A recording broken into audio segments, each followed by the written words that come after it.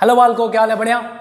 आज जिस टॉपिक पे बात करने वाले हैं ये तुम्हारा पावर शेयरिंग, पॉलिटिकल साइंस, लोकतांत्रिक विज्ञान का पहला चैप्टर है और इस चैप्टर की जो वेटेज है ये बालको 4 से 5 मार्क्स का है। तुम्हें पता है कि पॉलिटिकल साइंस पूरा का पूरा वेटेज 20 नंबर का है और ये सिर्फ एक चैप्टर तुम्हें 4 से 5 नंबर दिलवा सकता है, तो काफी इंपॉर्टेंट चैप्टर है। तो इसको सही से समझना और अच्छे से सब पढ़ के जाना, तो ये 4 से 5 अच्छे नंबर से स्कोर कर सकते हो, कोई रोक नहीं सकता है। तुम्हें भी पता है, बस तुम्हें क्या है, पढ़ना है।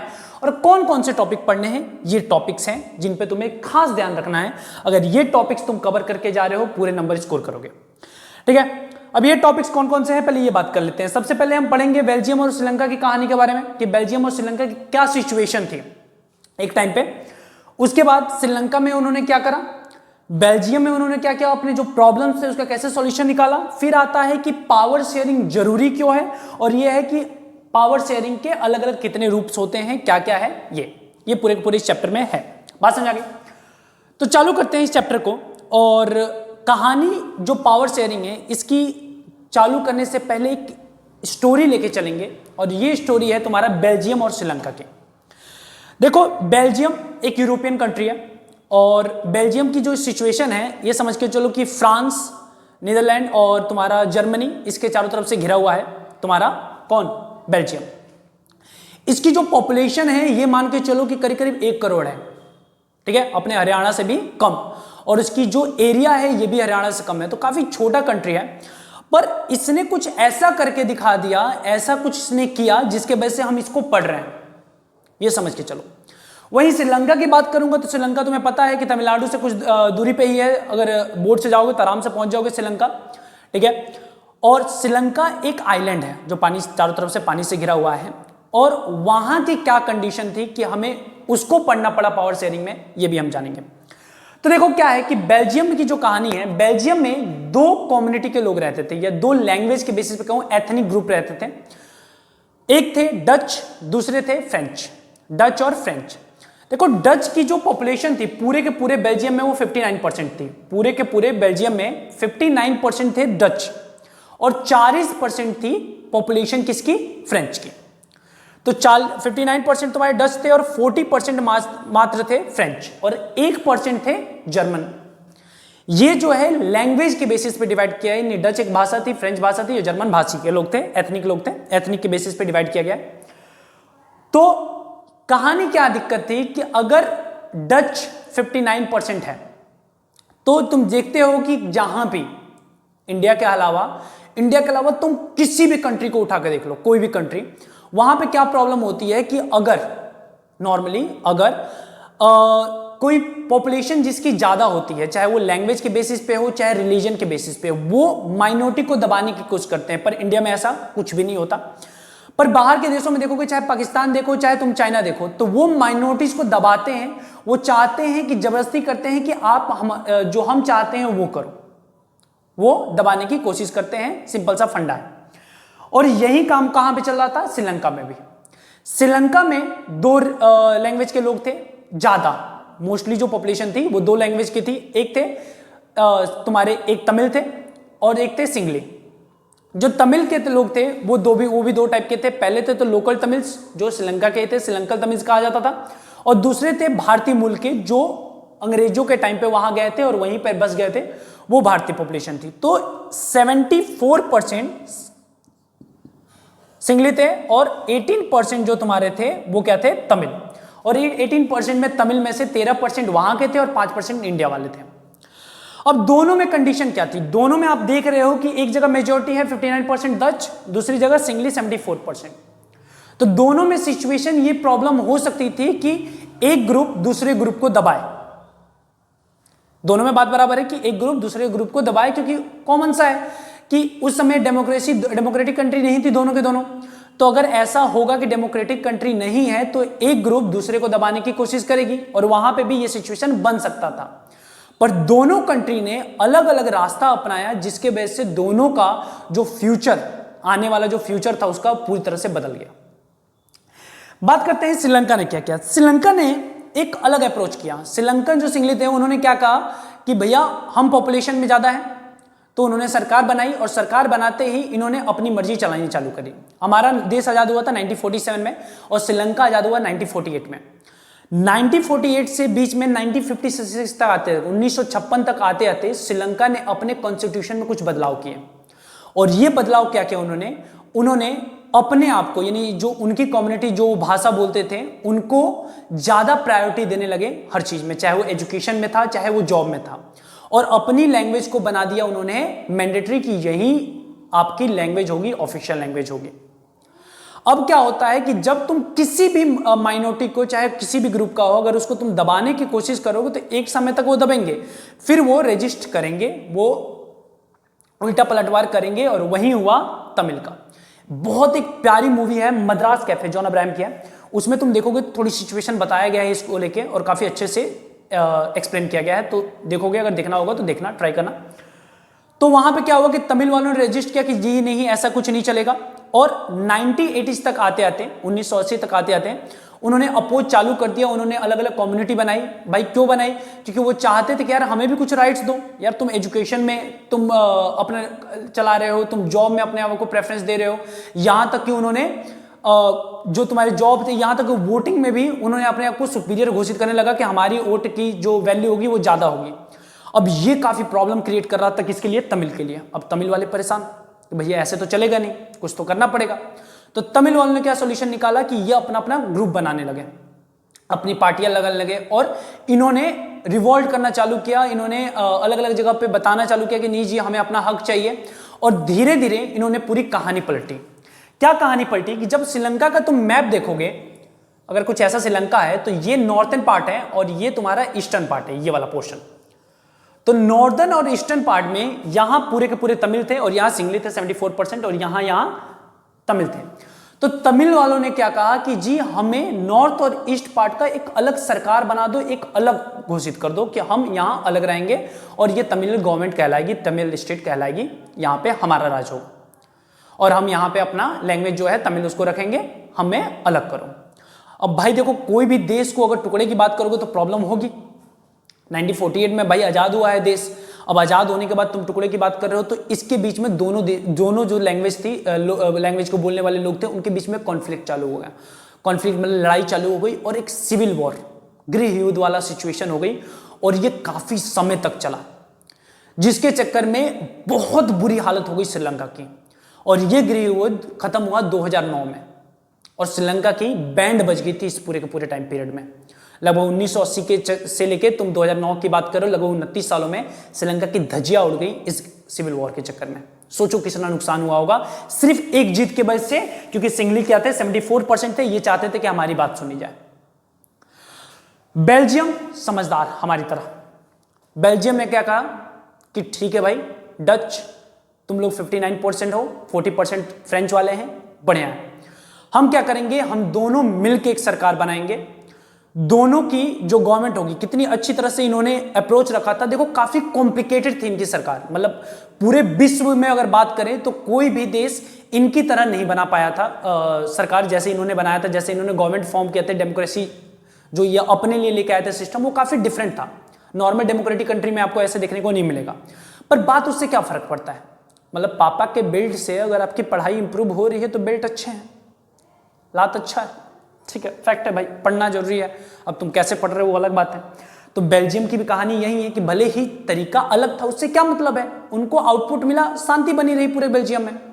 यहां तक कि यूरोपियन जो आपका संघ है उसका हेडक्वार्टर है ब्रुसेल्स है, वहां की राजधानी है सर बेल्जियम की, वहां पर उन्होंने अपना हेडक्वार्टर बना रखा, इतनी शांति है वहां पे। तो 59% आपके थे डच और 40% थे फ्रेंच। इन दोनों ने क्या करा कि सेंट्रल गवर्नमेंट यानी केंद्र सरकार थी, वहां पे अपने अपने इक्वल रिप्रेजेंटेटिव भेजे, अपने अपने इक्वल मिनिस्टर बनाए गए। क्यों बनाए गए?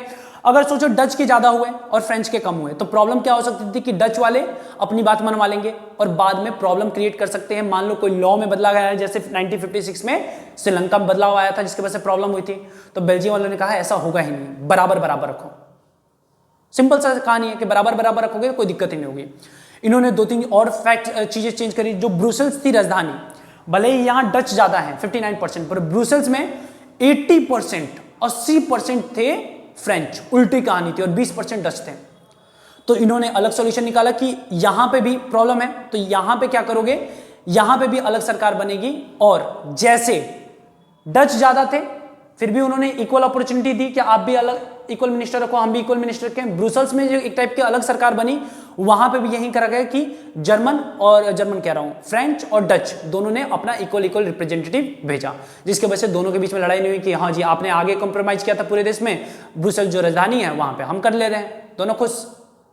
साथ में इन्होंने क्या किया, वो लेजिस्लेटिव, एग्जीक्यूटिव और जुडिशरी वाला भी सिस्टम अपना बनाया ताकि पूरी की पूरी पावर शेयरिंग की जा सके।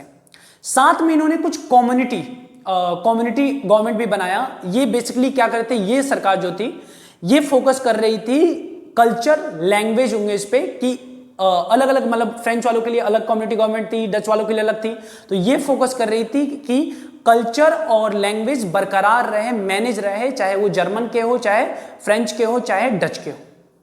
तो बेसिकली बहुत कॉम्प्लिकेटेड इन्होंने गवर्नमेंट बनाया, पर ओवरऑल सॉल्यूशन क्या निकला, शांति। बेल्जियम में शांति हुई, कोई कॉन्फ्लिक्ट नहीं हुआ और वो अच्छे से अपने जीवन बसर कर रहे हैं। पर वहीं श्रीलंका में इन्होंने नौटंकी करी। तो ये दो कहानी, जो दो केस स्टडी थी आपको दे रखी है बुक में, श्रीलंका और किसकी, बेल्जियम की, ये काफी इंपॉर्टेंट है। इसको थोड़ा सा सही से पढ़ लेना पूरे के पूरे चैप्टर को, और जितना मैंने बताया है बहुत इंफॉर्मेशन दे रखी है, इतना इंफॉर्मेशन भी काफी है और यहां पे तुम पॉइंट स्कोर कर लोगे। चलिए बात करते हैं why power sharing is desirable. अब देखो पावर शेयरिंग जरूरी क्यों है। देखो इसके पीछे दो रीजन है, एक सिंपल सा कहें तो एक लॉजिकल रीजन बात कर रहे हैं, एक मोरल वैल्यू वाली रीजन की बात करते हैं। तो लॉजिकल रीजन की बात करते हैं कि देखो कोई भी हो, तुम घर में भी देखते हो या अपने सोसाइटी में भी देखते हो कि एक किसी चीज को तुम दबाने की कोशिश करोगे तो वो चीज ज्यादा बाहर आने की कोशिश करती है। जैसे कई बार देखने को मिलता है कि अगर किसी बच्चे को ज्यादा परेशान कर रहे हो, ठीक है, कि तुम बच्चे को इन द सेंस कि अगर किसी को फ्रीडम तुम नहीं देते हो कि यहां मत कर, ये मत कर, वो मत कर, वो वही उल्टा करने की कोशिश करता है, वो चाहता है कि मैं और करूं, ये बात समझ आ रही है। तो वही कुछ कहानी ऐसी कि अगर तुम किसी माइनॉरिटीज को दबाओगे शॉर्ट टर्म के लिए, छोटे टाइम के लिए लगता है कि यार ये सॉल्यूशन अच्छा है कि हम दबा देते हैं, वो दब जाएंगे क्योंकि हम ज्यादा हैं, पर एक टाइम बाद ये प्रॉब्लम खड़ी होगी कि वो दबेंगे नहीं, वो रेजिस्ट करेंगे। और दूसरी प्रॉब्लम क्या है कि तुमने माइनॉरिटी को तो दबा दिया है, पर मेजॉरिटी जब दबाने की आदत होगी तो फिर वो आपस में भी स्टेबल नहीं रहेंगे, मेजॉरिटी भी आपस में ही लड़ती रहेगी, और ये देखने को बहुत देशों में मिला है। तो इसका एक ही सॉल्यूशन है कि पावर शेयरिंग हो, दोनों माइनॉरिटी हो चाहे मेजॉरिटी हो, दोनों मिलके सरकार बनाए, एक डेमोक्रेटिक गवर्नमेंट बनाए, ताकि दोनों मिलके देश चला सके। अगर किसी को भी दरकिनार करोगे कि भैया तुम कम हो, तुम साइड हटो, तुम्हारी कोई इज्जत नहीं है, परवाह नहीं करते हम, तो ये प्रॉब्लम खड़ी होगी, चाहे वो कोई भी देश हो, कितना भी बड़ा देश हो, कितना भी अच्छा डेमोक्रेटिक हो, चाहे उसके पास कितनी भी पावर हो, उससे मतलब नहीं है। ये कॉन्फ्लिक्ट होगा और कॉन्फ्लिक्ट के चक्कर में वो देश तबाह होगा, चाहे, और जब देश तबाह होगा तो चाहे माइनॉरिटी तबाह हो या मेजॉरिटी, दोनों बर्बाद होंगे। बात समझ आ गई। तो पहली ये है लॉजिकल रीजनिंग। दूसरी है स्पिरिट ऑफ डेमोक्रेसी, आत्मा है भाई डेमोक्रेसी की, क्या कि देश में रहने वाले सभी नागरिकों का अधिकार हो, उनका सहयोग हो गवर्नमेंट बनाने में, सरकार बनाने में। माइनॉरिटी भी तो है जो जिनकी पॉपुलेशन कम है, चाहे वो लैंग्वेज के बेसिस पे हो चाहे रिलीजन के बेसिस पे, वो भी तो उस सरकार देश के नागरिक हैं, तो उनका भी तो कुछ कंट्रीब्यूशन होना चाहिए गवर्नमेंट बनाने में। तो उसको तुम कैसे हटा सकते हो? अगर हटा रहे हो तो तुम डेमोक्रेटिक गवर्नमेंट ही नहीं हो। बात सिंपल, चाहे कोई भी देश हो यार, पाकिस्तान हो, चाहे चाइना हो, अगर तुम माइनॉरिटीज को दबा रहे हो तो बेसिकली तुम हो ही नहीं डेमोक्रेटिक कंट्री, तुम बस ठप्पा लेके घूम रहे हो कि मैं डेमोक्रेटिक हूं, और वो भी खुद बोल रहे हो। According to the system, according to democratic government के डेफिनेशन के हिसाब से तुम डेमोक्रेटिक कंट्री हो ही नहीं सकते, लोकतांत्रिक सरकार तुम्हारी है ही नहीं, क्योंकि तुम किसी नागरिक को उसका हक नहीं दे रहे, उसके राइट्स नहीं दे रहे। तो ये दो हैं कि हमें एक डेमोक्रेटिक कंट्री क्यों चाहिए। अब आता है कि डेमोक्रेटिक कंट्री अगर कभी बनता है, जैसे एक इस चैप्टर में एक स्टोरी दिखी है, विक्रम बेताल वाला भूत वाली जो स्टोरी होती है, उसी पे बनाया गया है, और इसमें एक क्वेश्चन डाला गया था, और उस क्वेश्चन को, बहुत इंपॉर्टेंट क्वेश्चन है कि क्वेश्चन में क्या था कि एक देश है और उस देश में क्या सिस्टम करा गया है कि एक एक पोजीशन फिक्स कर दी गई कि मान लो कि प्राइम मिनिस्टर जो बनेगा वो क्रिश्चियन बनेगा, प्रेसिडेंट जो बनेगा वो मुसलमान बनेगा, ऐसे ऐसे पोजीशन फिक्स कर दी कि बस यही रिलीजन के लोग यही पोजीशन ग्रांट कर सकते हैं, कोई दूसरा नहीं करेगा। अब ये देखो, ये तुम्हारे डेमोक्रेटिक कंट्री का पार्ट नहीं है। डेमोक्रेटिक कंट्रीज जो होती हैं, डेमोक्रेटिक गवर्नमेंट होती है, उसमें ऐसा नहीं होता और ये प्रॉब्लम बाद में खड़ा होगा, कॉन्फ्लिक्ट होगा और इसके चक्कर में फिर तुम्हारे जो सिविल वॉर जैसी सिचुएशन क्रिएट हो सकती है किसी भी कंट्री में। तो जो डेमोक्रेसी का रूल है कि हर चीज पे बराबर होना चाहिए हर एक नागरिक का, वही देश प्रगति करता है। जैसे भारत एक स्टेबल है इसी रीजन की वजह से, बाकी तुम देश में देखते हो लड़ाई झगड़े होते रहते हैं और भारत एक स्टेबल रहता है। इसके पीछे क्या है कि हमारा कॉन्स्टिट्यूशन इतना मजबूत है। हम समझते हैं कि चाहे माइनॉरिटी हो चाहे मेजोरिटी हो, दोनों मिल के रहेंगे तभी एक स्टेबल गवर्नमेंट बन सकती है। ये सिंपल सा फंडा है और कोई गवर्नमेंट भी नहीं चाहेगी कि ऐसा सिस्टम कॉन्फ्लिक्ट हो, क्योंकि अगर कभी भी कॉन्फ्लिक्ट होता है, कभी भी दो ग्रुप के बीच में लड़ाई होगी तो प्रेशर बनता है सरकार में और सरकार स्टेबल नहीं रहती है और सरकार गिर जाती है।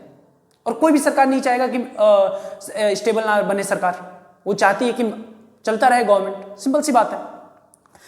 तो जो फॉर्म्स ऑफ पावर शेयरिंग होती है वो क्या होती है कि देखो, एक फॉर्म ये होती है कि आप सरकार को 3 भागों में डिवाइड कर दो, पावर शेयरिंग कर दो, लेजिस्लेटिव, एग्जीक्यूटिव और जुडिशरी।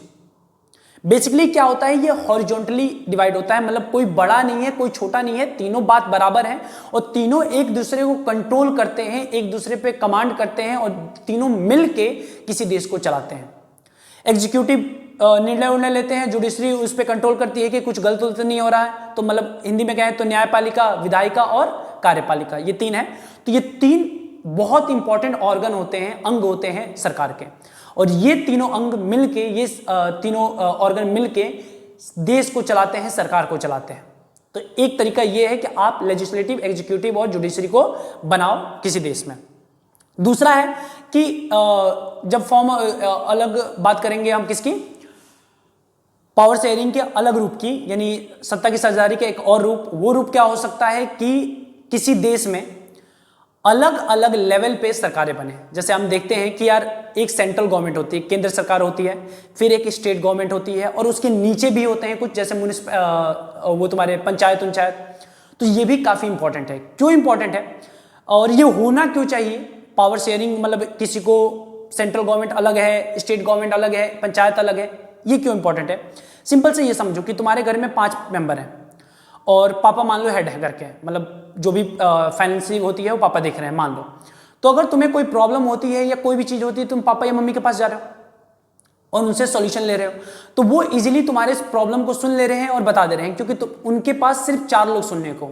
सोचो तुम्हारे पूरे इलाके में मान लो 200 घर हैं और उसके हेड तुम्हारे पापा होते हैं, तो कितनी प्रॉब्लम होती, 200 लोग आ रहे हैं तुम्हारे पापा से मिलने के लिए, कितनी ज्यादा प्रॉब्लम हो सकती है एक आदमी को हैंडल करने के लिए। सोचो फिर 1000 लोग होते हैं और तुम्हारे पापा ही हेड होते हैं, अब 1000 लोग का प्रॉब्लम सुनने के लिए।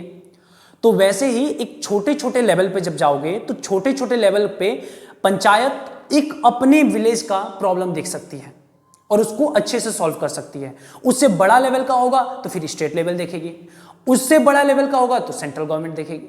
तो ये काफी अच्छा होता है आपके डिफरेंट लेवल बनाना। बात समझ आ गई? तीसरा जो इंपॉर्टेंट पॉइंट है, ये तीसरा पॉइंट क्या है कि किसी सरकार में कुछ आपको पास अलग अलग पार्टियां होनी चाहिए। पावर शेयरिंग में अलग अलग पार्टियां बहुत इंपॉर्टेंट है। जैसे तुम चाइना में देखते हो कि वहां पे एक ही पार्टी है और वही पार्टी रूल करती है, उसके पास ऑप्शन ही नहीं है। सोचो तुम किसी रेस्टोरेंट में गए हो खाना खाने, या तुम्हारे इलाके में सिर्फ एक ही रेस्टोरेंट है, तो वो खाना कैसा भी सर्व कर रहा है क्या मतलब है? अगर तुम्हें रेस्टोरेंट जाना है तो वहीं जाना पड़ेगा। तुम गाली भी दो, तुम उसको सुनाओ कि भाई तू क्या बना रहा है, गंदा बना रहा है, उससे क्या मतलब है? अगली बार भी अगर तुम्हें जाना होगा तो वहीं जाना होगा, क्योंकि तुम्हारे पास ऑप्शन नहीं है। तो अगर कोई सरकार बना रहा है, वो गलत कर रहा है, अच्छा कर रहा है, क्या मतलब है भाई? तुम्हें वोट अगर देना पड़ेगा तो उसको दोगे, या नहीं दोगे तो भी वो अगली बार गवर्नमेंट बनाएगा। तो पार्टीज, यानी तुम्हारे पास ऑप्शन बहुत होनी चाहिए, ऑप्शन होनी चाहिए, ताकि ये अगर गलत कर रहा है तो मैं दूसरे को दूंगा, यानी जिसके वजह से बैलेंस बना रहे पावर में, मौका मिलना चाहिए दूसरे को हमेशा। पावर शेयरिंग ये भी बहुत इंपॉर्टेंट, पावर शेयरिंग का ये भी एक इंपॉर्टेंट फॉर्म है।